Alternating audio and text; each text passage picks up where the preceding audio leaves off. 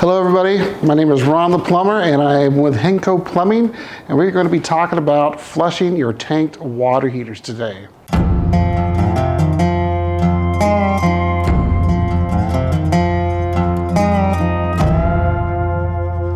And today we're going to go ahead and guide you through flushing that tanked water heater. You're going to need a few things.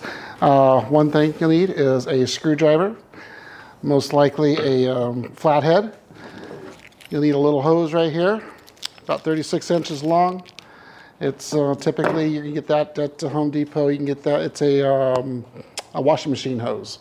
You'll likely need some rags because sometimes it can get a little messy.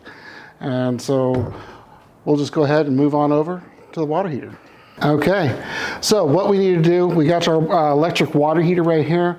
We'll go over with whether it is a gas or electric, doesn't really matter. But there are some certain things that you need to do with an electric water heater compared to a gas water heater. First of all, before we do anything at all, if it's an electric water heater, you're going to need to go to your electric panel and flip the switch on the water heater. Otherwise, we could burn up the elements doing this. Gas water heaters, want to make sure we turn the gas off. It's not really necessary, but I would prefer that you did that. So what happens there, once you turn everything off, you got everything going on, we're going to go ahead and shut this valve off right here. Most likely it's going to be up here on the wall, but for right now, this is what we've got. After you do that, we take our hose right here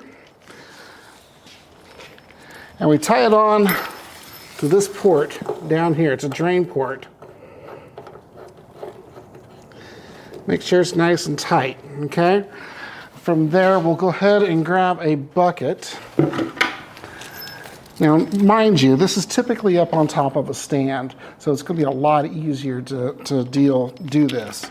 So you'll put your hose inside of the bucket, grab your flathead screwdriver right there, and then you're gonna take that and you're gonna open up your port. There we go. Just a quarter turn, typically. So you open up that port, let some water drain down into this. You're gonna have some sediment coming into the bucket. It's gonna get nice and dirty. You're not gonna like it so much.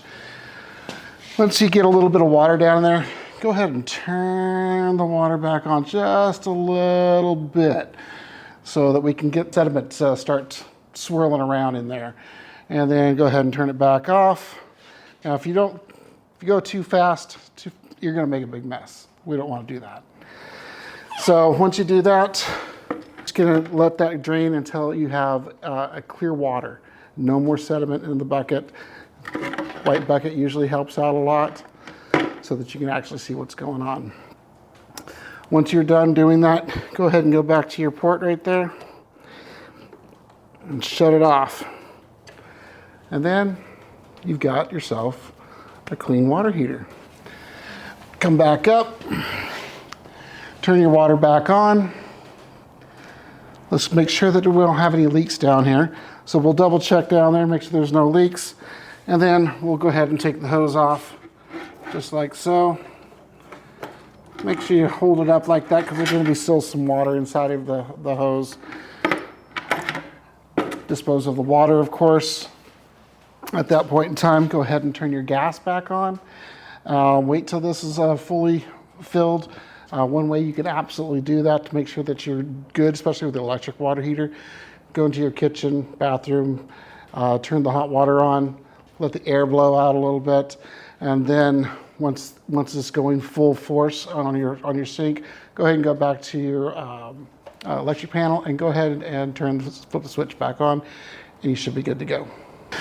Thank you for choosing Henco Plumbing. This is Ron Morris signing off. Have a great day.